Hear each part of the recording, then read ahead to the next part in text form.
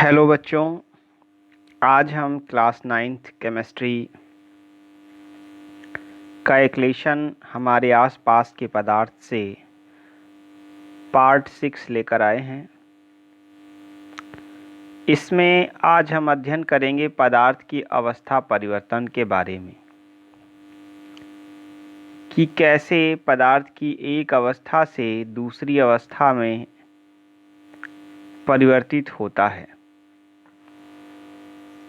देखिए, पदार्थ की मुख्य 3 अवस्थाएं होती हैं: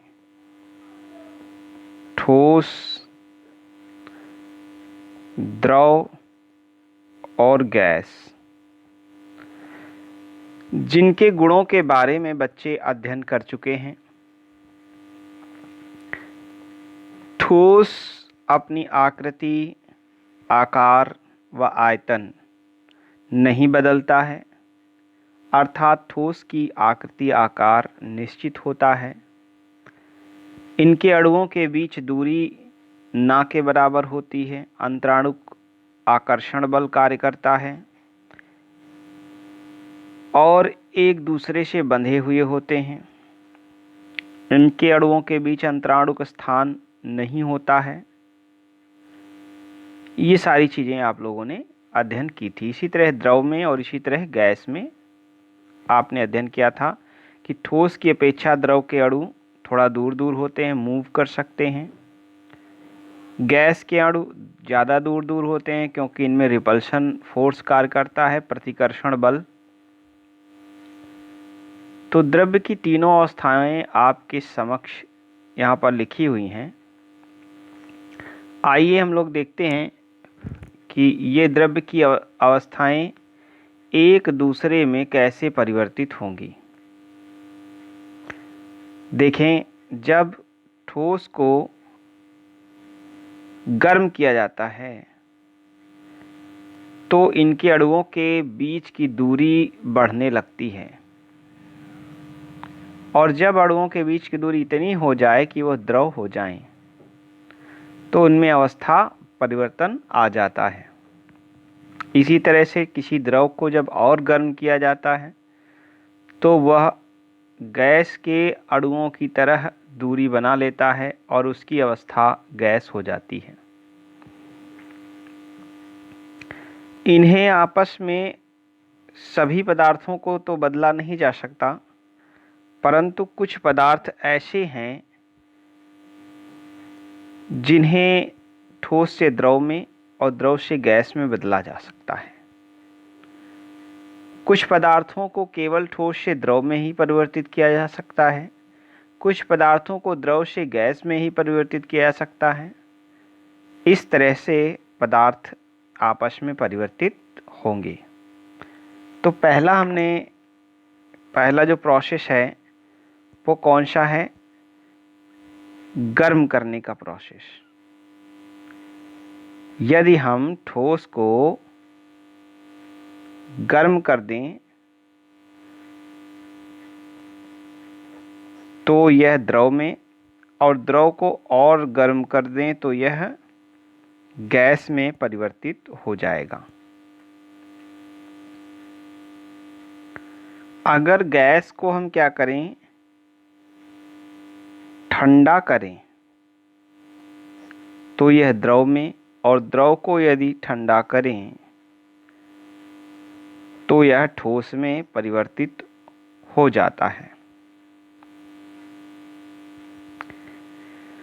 तो यहाँ पर हम देखेंगे पदार्थ की अवस्था परिवर्तन। पदार्थ एक अवस्था से दूसरी अवस्था में परिवर्तित हो सकता है।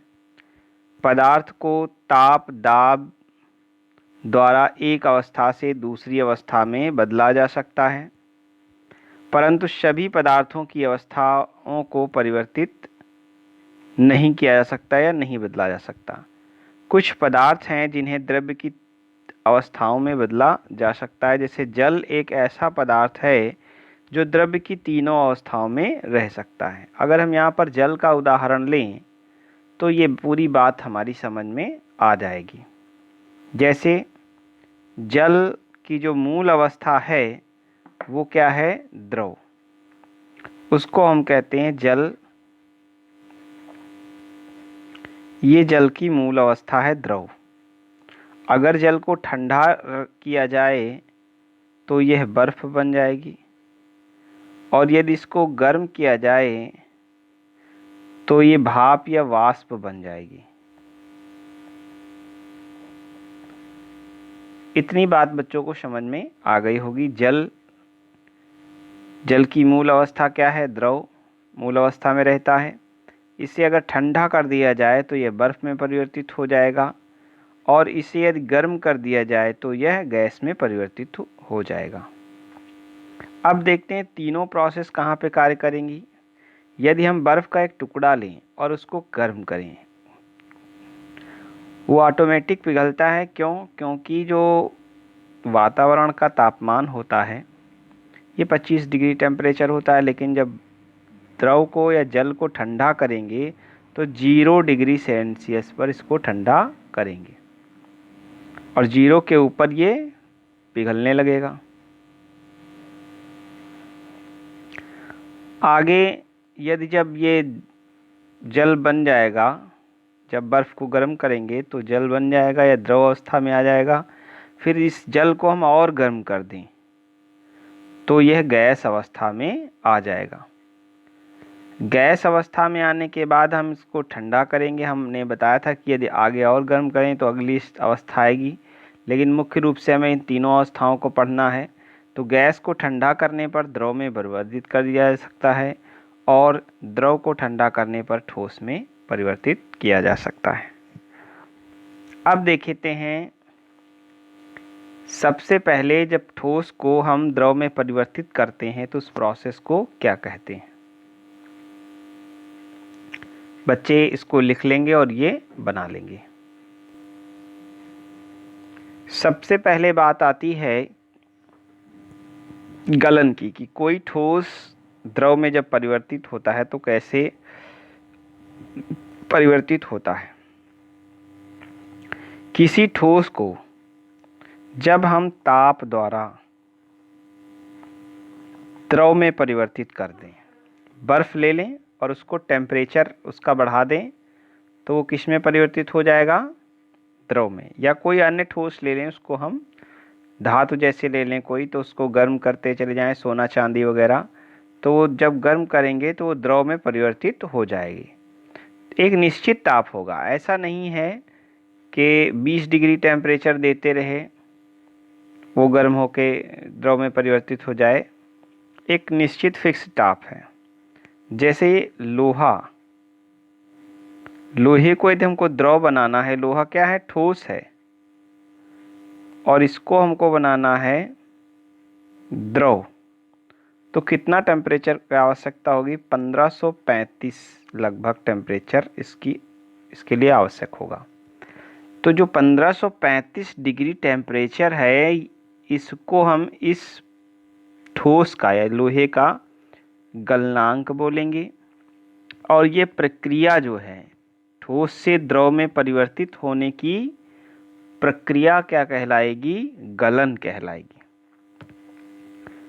तो प्रक्रिया को गलन कहेंगे, और जिस ताप पर यह प्रक्रिया पूर्ण होगी उसको हम कहेंगे गलनांक।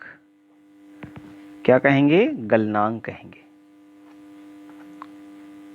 जैसे कोई ठोस हमने लिया और ठोस को हमने क्या किया? टेम्परेचर देना स्टार्ट किया, तो तुरंत ठोस ये द्रव में परिवर्तित नहीं होगा। टेम्परेचर जब मेंटेन होगा इसकी गलनांक के बराबर, तब ये क्या होगा? द्रव में परिवर्तित होगा। तो जिस ताप पर कोई ठोस द्रव में परिवर्तित हो जाता है उस ताप को गलनांक कहते हैं, और ठोस से द्रव में परिवर्तित होने वाली प्रक्रिया को गलन कहते हैं। देखें, गलन अर्थात मेल्टिंग,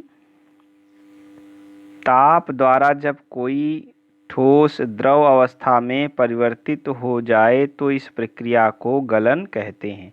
जैसे बर्फ का जल में परिवर्तित होना, बर्फ का जल में परिवर्तित होना गलन का एक उदाहरण है। गलनांक मेल्टिंग पॉइंट क्या है? जिस ताप पर कोई ठोस द्रव में परिवर्तित होता है तो उस ताप को उस ठोस का गलनांक कहते हैं। जैसे बर्फ एक ठोस है और बर्फ का गलनांक कितना है, 0 डिग्री सेल्सियस। अगर हम इसको केल्विन में देखें तो 273 केल्विन टेम्परेचर ताप होगा। देखिए, ताप का मतलब ये नहीं है कि गर्म, ताप का मतलब ठंडा भी होगा। गर्म में अधिक ताप होगा, ठंडे में कम ताप होगा, परंतु ताप तो होगा ही होगा। क्यों? क्योंकि -4 डिग्री सेल्सियस, -5 डिग्री सेल्सियस ये सब टेम्परेचर ही तो हैं। ये बहुत ठंडे हैं, बर्फ़ से भी ठंडे हैं, परंतु ये टेम्परेचर हैं, इनको हम ताप कहेंगे। तो जिस ताप पर कोई ठोस द्रव में परिवर्तित हो जाए उस ताप को, उस ठोस का क्या कहेंगे, गलनांक। 0 डिग्री पर यहाँ पर बच्चे कुछ लोग ये सोच रहे होंगे कि 0 डिग्री पर तो बर्फ़ जमती है, लेकिन हमारा कहना यह है कि 0 डिग्री से आगे प्लस में जाने पर ये क्रिया होती है गलन की, और 0 डिग्री पर और 0 डिग्री से अंदर आने पर हिमन की प्रक्रिया होती है, जम जाएगी चीज़ें। तो बर्फ़ 0 पर जमना आरंभ कर देती है और 0 से लेकर नीचे तक जमकर तैयार हो जाती है। जब वापस आएगी तो 0 पर पिघलना आरंभ होगी और 0 से 1 2 3 4 तक पिघलकर एकदम द्रव बन जाएगी। तो ये मिड पॉइंट है 0 डिग्री सेल्सियस। इसका हिमन भी 0 है और इसका गलन भी 0 है। अगला जो है क्वथन है। जिस ताप पर कोई द्रव गैस अवस्था में परिवर्तित हो जाए। देखिए, किसी द्रव का गैस में परिवर्तित होना, ये जो प्रक्रिया है ये कहलाएगी क्वथन।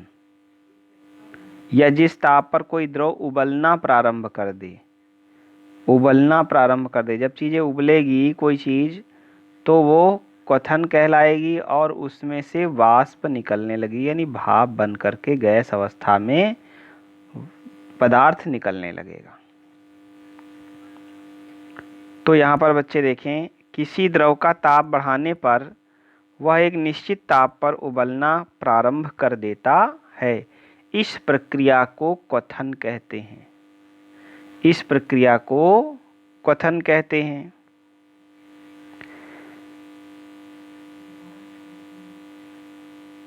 क्वथन की इस प्रक्रिया में द्रव गैस अवस्था में परिवर्तित होने लगता है। क्वथन की इस प्रक्रिया में द्रव गैस अवस्था में परिवर्तित होने लगता है।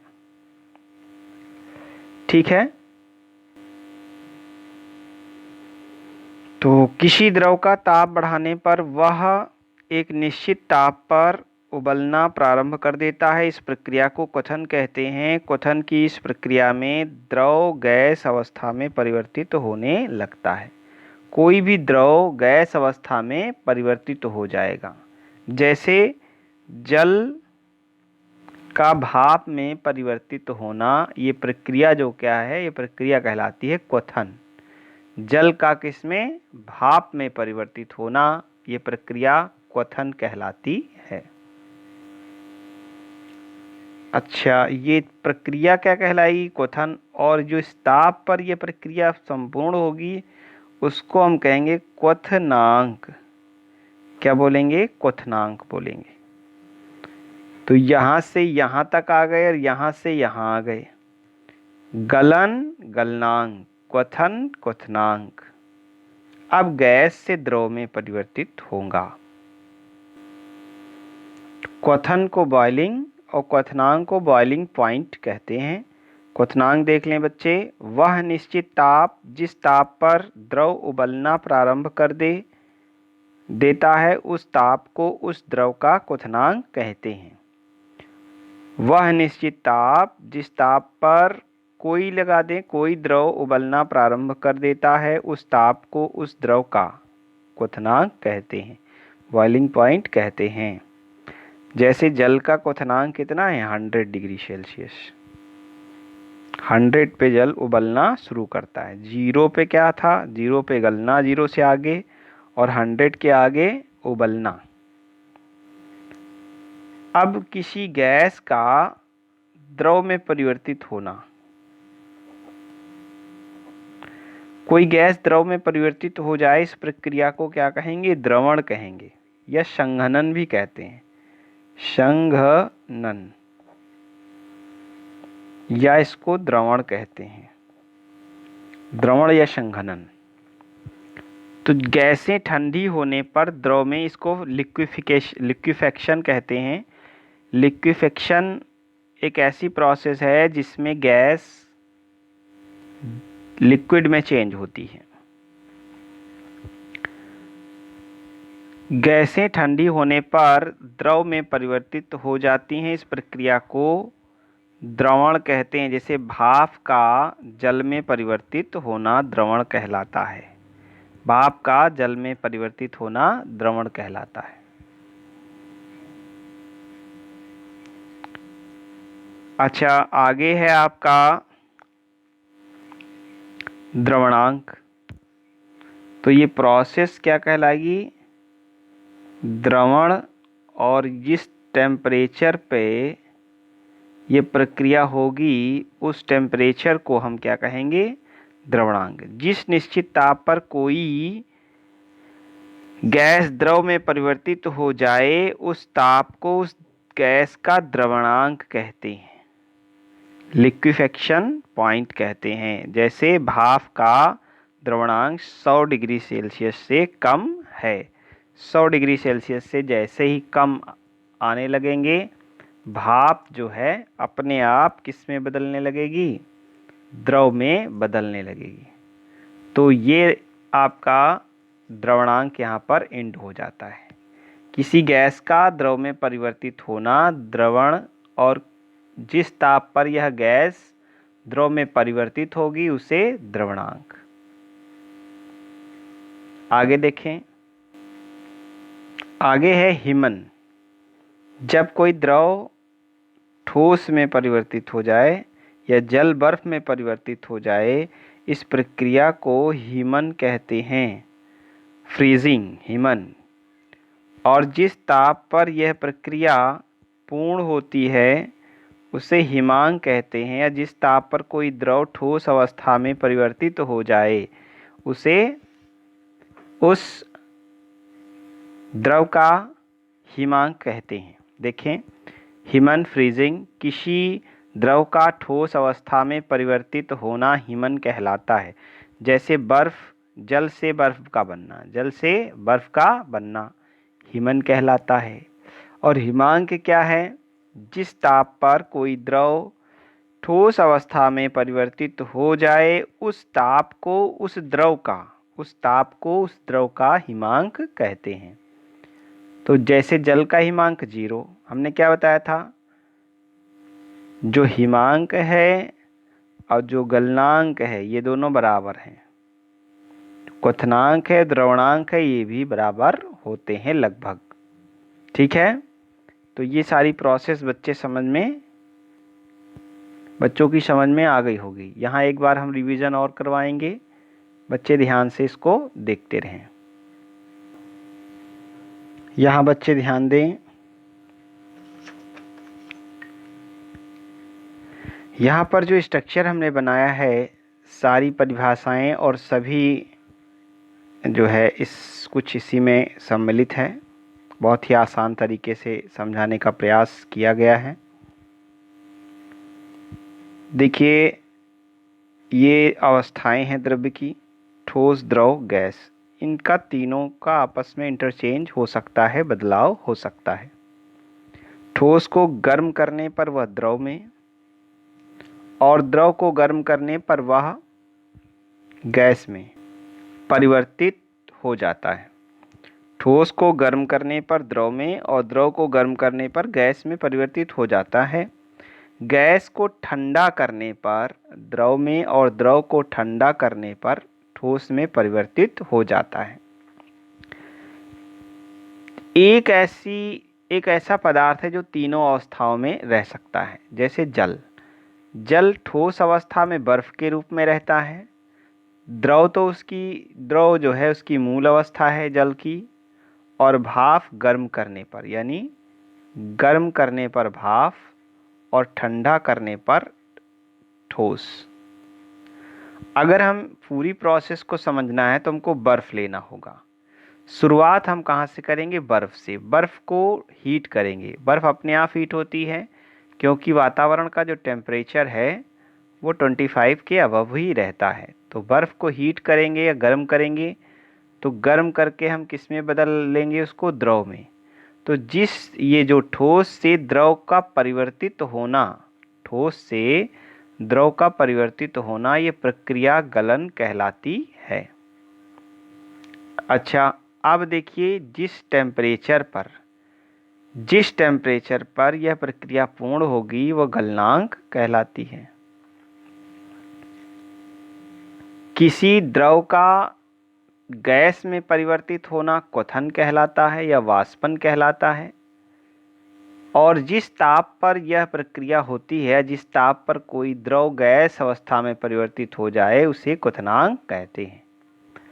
अब देखिए यहाँ पर गैस ठंडी होगी, लेकिन टेम्परेचर तो कोई ना कोई होगा, किसी टेम्परेचर पर ठंडी होगी, तो टेम्परेचर का हम यहाँ पर साथ नहीं छोड़ेंगे। तो जिस ताप पर कोई गैस द्रव अवस्था में परिवर्तित हो जाए, उस ताप को उस द्रव का द्रवणांक कहते हैं, और इस प्रक्रिया को द्रवण कहते हैं। इस प्रक्रिया को द्रवण कहते हैं। या किसी गैस का द्रव में परिवर्तित होना द्रवण होता है, या संघनन कहते हैं इसको, संघनन भी कह सकते हैं। द्रव का ठोस में परिवर्तित होना हिमन, या जिस ताप पर कोई द्रव ठोस अवस्था में परिवर्तित हो जाए, यहाँ भी ताप यूज करेंगे हम, उसे हिमांक कहते हैं। देखिए ताप को हम हिमांक, द्रवणांक, क्वथनांक, गलनांक, ये टेम्परेचर के बारे में कहते हैं। और जो प्रक्रिया है ये गलन, क्वथन, द्रवण, हिमन, ये है। तो ये सारी चीज़ इस नक्शे के चित्र के हिसाब से आपको समझ में आ गई होंगी। इसे अच्छे से बच्चे तैयार कर लें। बहुत बहुत धन्यवाद। अगले वीडियो में इसके अगले का पार्ट आपको मिल जाएगा।